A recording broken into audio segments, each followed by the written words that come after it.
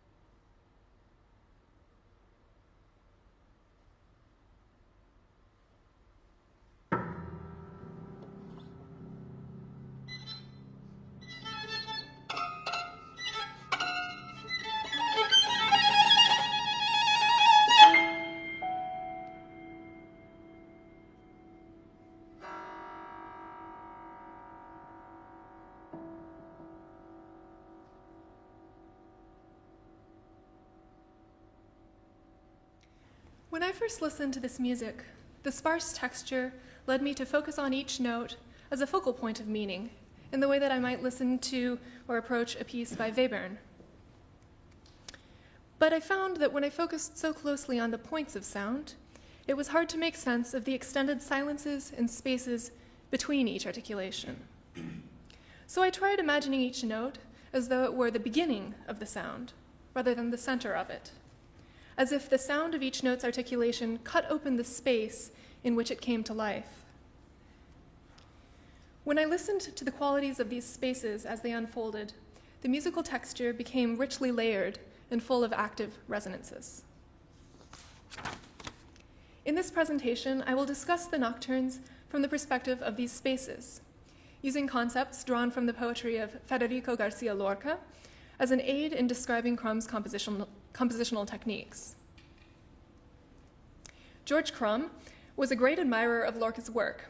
He describes having developed an obsessive interest in this strange, dark poetry, his words, in his student years. And over the course of his career so far, he has written a total of 10 song cycles based on Lorca's poetry.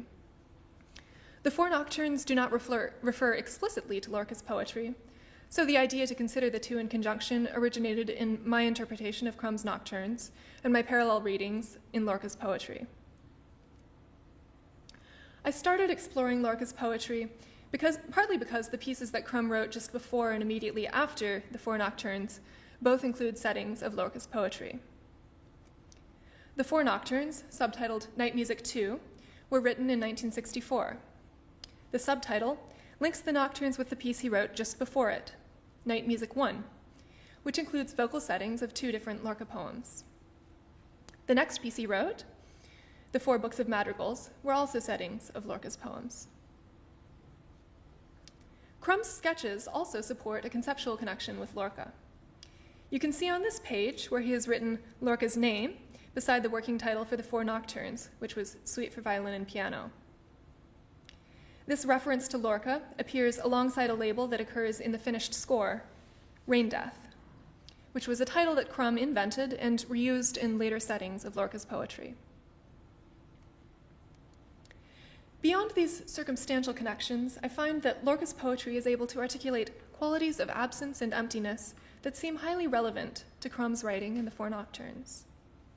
Lorca has a particular ability to articulate the active and expressive qualities of absence, and to give these absences poetic structure.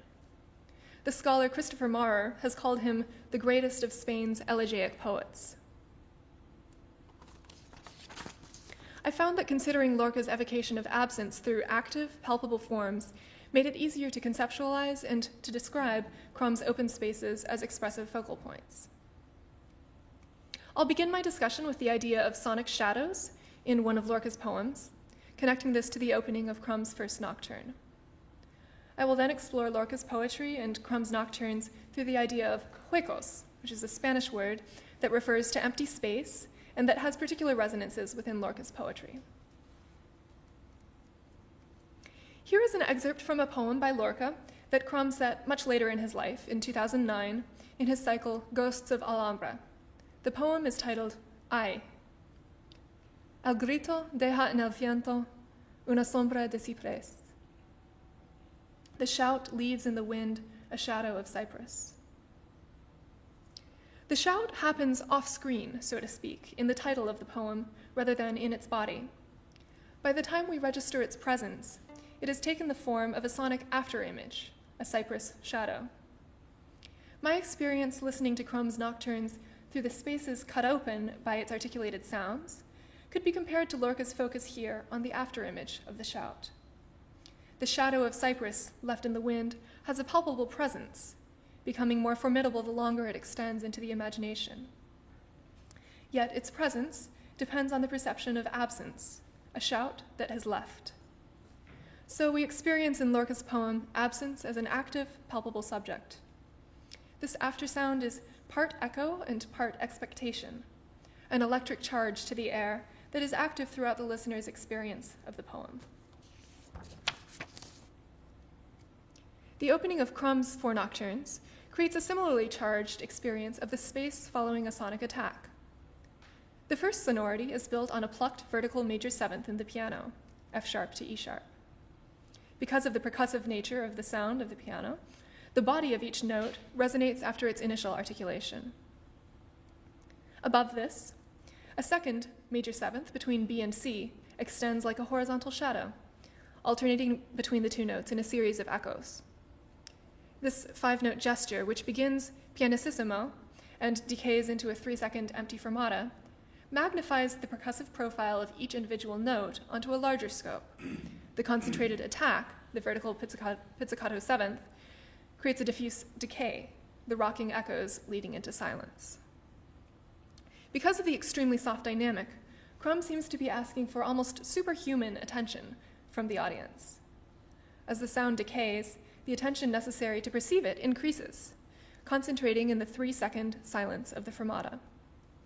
Thus, Crumb's written diminuendo triggers a crescendo of perceptual concentration in the listener. The 3 successive gestures that make up the first line each expand in length without rising in initial dynamic. The first gesture is followed by a 3-second silence, the second longer gesture by a proportionally longer silence, and the third gesture by an even longer silence. By gradually stretching the musical fabric, Crumb allows us to hear increasing lengths of silence without breaking the musical continuity. Regardless of the presence or absence of sound, we can listen to the 6-second fermata at the end of line 1 as an expressive extension of the preceding gesture. I'd like to explore the correspondence between resonance and absence through the Spanish word hueco, which occurs frequently in Lorca's poetry. Hueco can be translated as an emptied space. It derives from the Latin occo, which means to harrow or to hollow out the earth in order to plant a seed. When it is used to describe a voice or a sound, hueco takes on the meaning of resonant or echoing. Voz hueca is deep voice, and hablar hueco means to talk loudly. Thus, it connotes a resonant fullness that derives from physical emptiness. Lorca explores the rich implications of this word in his 21-stanza poem Nocturno del Hueco, or Nocturne of Empty Space. I will explore different ways in which Lorca evokes the idea of huecos in this poem, and connect each one with similar techniques in Crumb's Nocturnes, beginning with how phonetic or acoustic resonance can bring empty spaces to life, then discussing directed images or sounds and how they can point toward experiences of huecos, and ending with a discussion of structural elements that make absence palpable. Lorca's Nocturne of Empty Space is written in two parts. The opening stanza serves as a loose refrain throughout part one. Para ver que todo sea ido, para ver los huecos y los vestidos, dame tu guante de luna, tu otro guante de hierba, amor mío. If you want to see that all is gone, to see the empty spaces and the clothes, give me your glove of moon, your other glove of grass, my love. Perhaps the most immediately striking aspect of this stanza is its imagery. The emptied spaces paired with vestidos, clothes, perhaps seen as husks of those who wear them, the glove of moon and the glove of grass. These are images that are both surreal and somehow fitting, if only because they suggest a dreamscape in which one must abandon the solid ground of rationality and physical causality. But these images wouldn't feel right, they wouldn't hang together poetically, if they weren't linked by something beyond their dictionary definitions.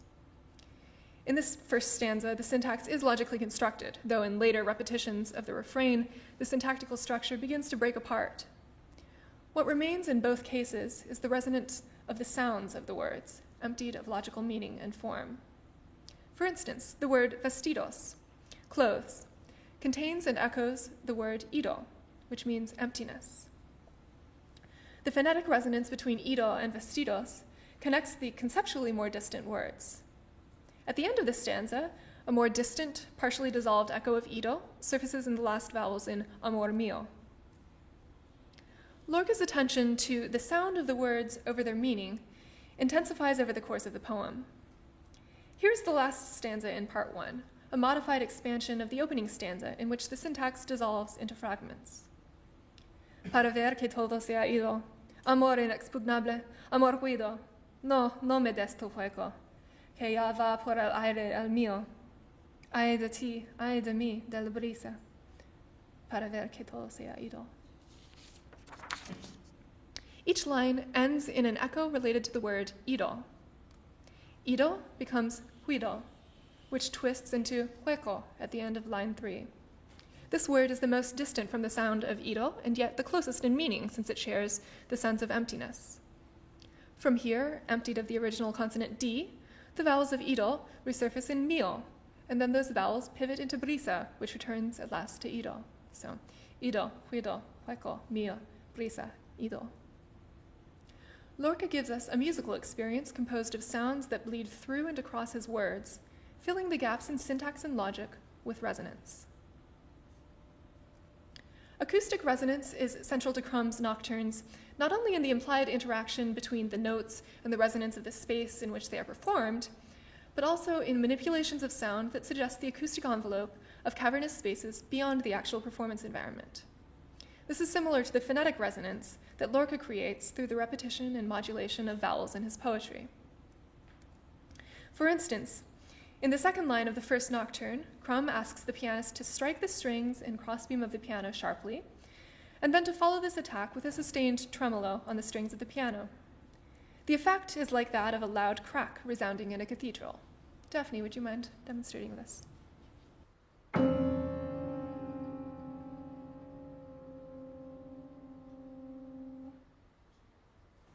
These resonances are more than textural effects. They serve as architectural frameworks that unify events within distinct resonant spaces. This is evident in the way that Crumb structures the pedaling and piano slurs in Nocturne 3. The damper pedal, or pedal 1, is depressed at the opening of the first line and held continuously until the asterisk in line 3, which is the second line up here. Within this section, each of the piano's gestures is slurred into the following open space.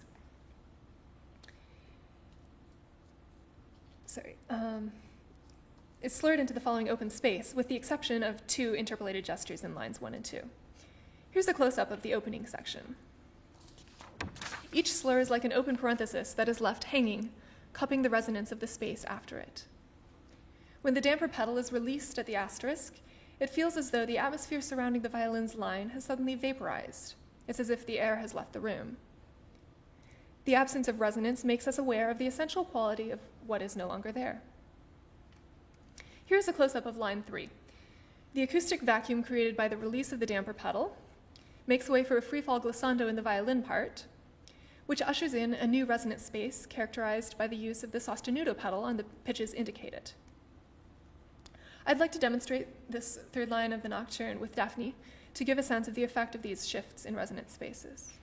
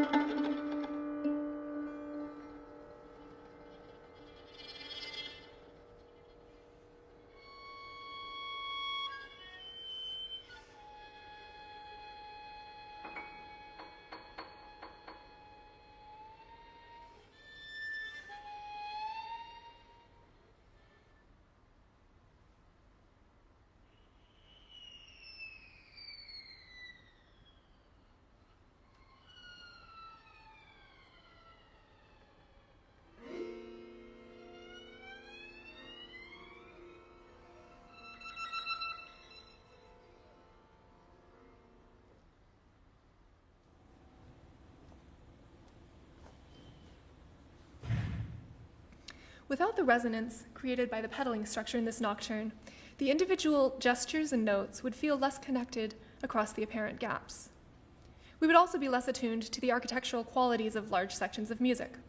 Like the phonetic resonance in Lorca's poetry, Crumb's acoustic resonance allows us to listen through the openings into a sense of architectural space. If resonance can convey qualities of a structural space, so can the way that a figure moves in that space. A gesture implies a relationship with the surroundings. Verbally, a gesture can take the form of a call or a cry. A call is essentially a word given direction. It reaches outside of itself into a space that cannot be contained within the boundaries of its definition. Lorca's poetry is full of calls and cries. The word gritar, to call or to cry out, occurs 50 times in Lorca's collected works. By contrast, the word hablar, to talk or speak, occurs only 16 times. There is something about the urgency of the cry that lends itself to the evocation of specific qualities of absence. Lorca's poem I, which I mentioned earlier, is a perfect example of this. Here is the whole poem. I'll read the English translation. The shout leaves in the wind a shadow of cypress. Leave me in this field, crying. Everything has broken in the world. Nothing remains but the silence. Leave me in this field, crying. The lightless horizon is bitten by bonfires. Already I have told you to leave me in this field, crying.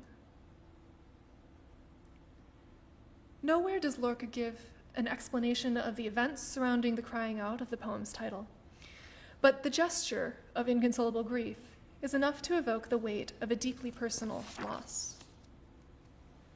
Crumb's 4 nocturnes are full of cries of a different sort.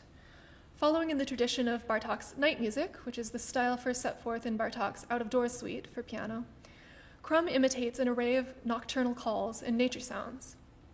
Though these echomimetic calls differ in type from the cry of grief in Lorca's poem, they are also evocative gestures that shape the surrounding metaphorical darkness. Here's an example from Nocturne 1, line 2.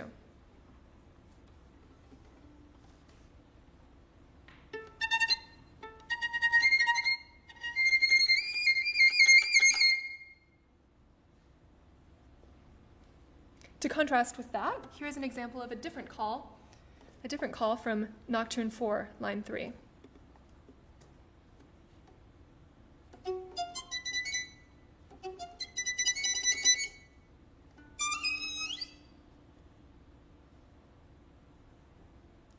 these two calls have very different relationships with the surrounding space. As a performer, part of my job is to find the physical gestures that convincingly bring to life both the notes and the space around them. Literal bird calls and cries of grief are not the only ways in which gesture can be used to suggest different qualities of space. Lorca's poetry is full of images that have direction or motion leading into or away from their surrounding space. For instance, in the 6th stanza of Nocturno del Hueco, Lorca writes, "Dentro de ti, amor mío, por tu carne, que silencio de trenes boca arriba." Inside of you, my love, in your flesh, what silence of trains mouth up.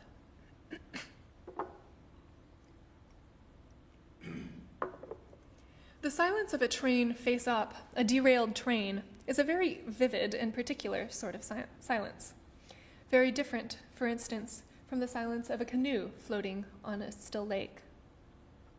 It explodes outward into the cacophony of a violent crash, all the while insisting on its mute presence. Que silencio de trenes boca arriba. A contrasting gestural image can be found in the 11th stanza of the same poem. El hueco de una hormiga puede llenar el aire. The empty space of an ant can fill the air.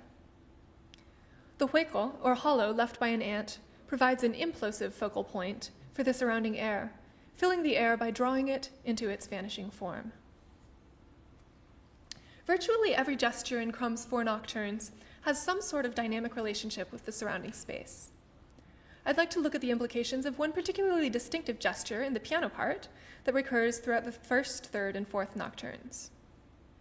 This is from the ending of Nocturne 1. The pianist is instructed to, quote, "scrape fingernail over metal winding of string, a single very rapid stroke, motion away from the player," end quote. This scraping gesture is notated as a grace note leading into a parenthetical 8th note of the same pitch. The whole gesture occurs under a molto allargando, so Crumb could have written it instead as a quarter note, or as a 32nd note marked let vibrate. But the fact that the scrape leads into the parenthetical or unarticulated 8th note means that the gesture moves toward absence. I'd like to ask Daphne to demonstrate what these two alternatives might look and sound like. So first, a version in which the scrape is the note itself, which is not what Crumb wrote.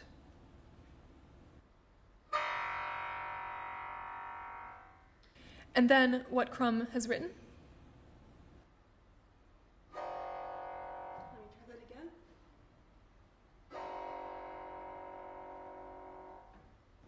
So I think the difference is quite visible in what Daphne does. It's subtle, but it's powerful in implication. This scraping gesture that leads into its own hueco, so to speak, serves as a central motive throughout the Nocturnes. Lorca's Nocturno del Hueco expands the idea of gesturing toward emptiness onto a larger scale structural level. As I mentioned earlier, it is organized in 2 parts. The first part contains the series of refrains that begin "to see that all is gone," or "para ver que todo sea ido." These refrains, as well as the stanzas between them, establish a dialogue between the speaker and a second-person figure, the two, whom the speaker addresses as amor mío. Since this love is given no other name, it is possible for the reader to assume the perspective of the person or entity being addressed, experiencing the poem as though being spoken to directly. Here's the 6th stanza of part 1.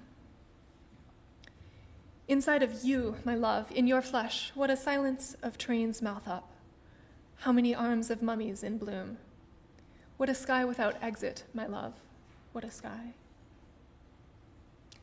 This second-person figure is conspicuously absent from part 2 of the poem, which is framed instead by repetitions of the word yo, or I. The speaker is very clearly alone, leaving the reader or listener with the unsettling feeling of having disappeared from the scene that is unfolding around them. Each of the first 4 statements of yo is joined to a description of an emptied space, or hueco. But the final statement of yo is followed by a line of emptiness, a literal hueco, or absence of words.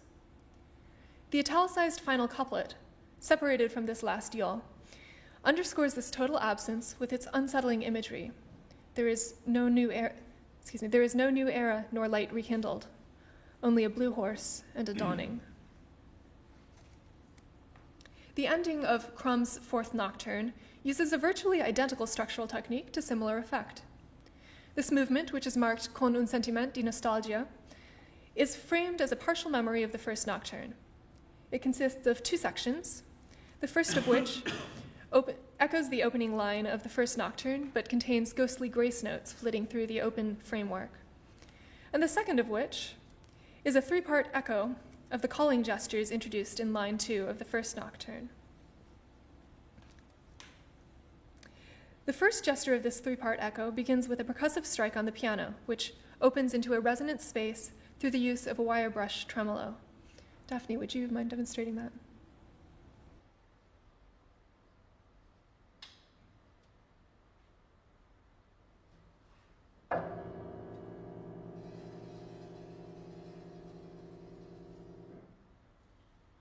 Over this, the violin is asked to play the calls that I demonstrated earlier.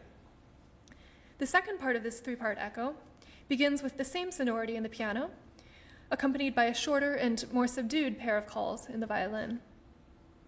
And the last one consists simply of the piano's sonority and the very prominent absence of an accompanying call in the violin.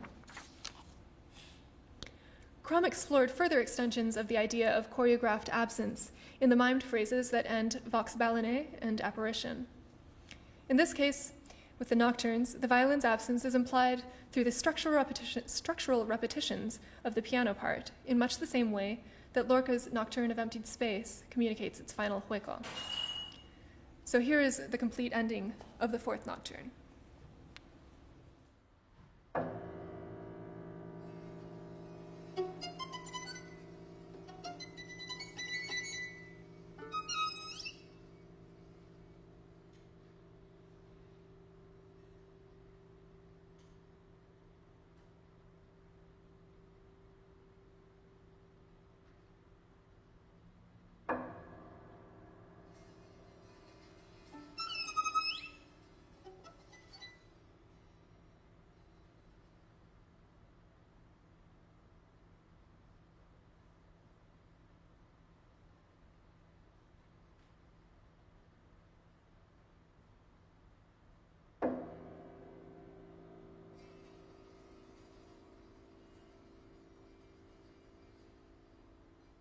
Before I conclude, I'd like to bring up some ideas from yesterday's and today's presentations that I've been thinking about in the context of my work on Crumb's Nocturnes.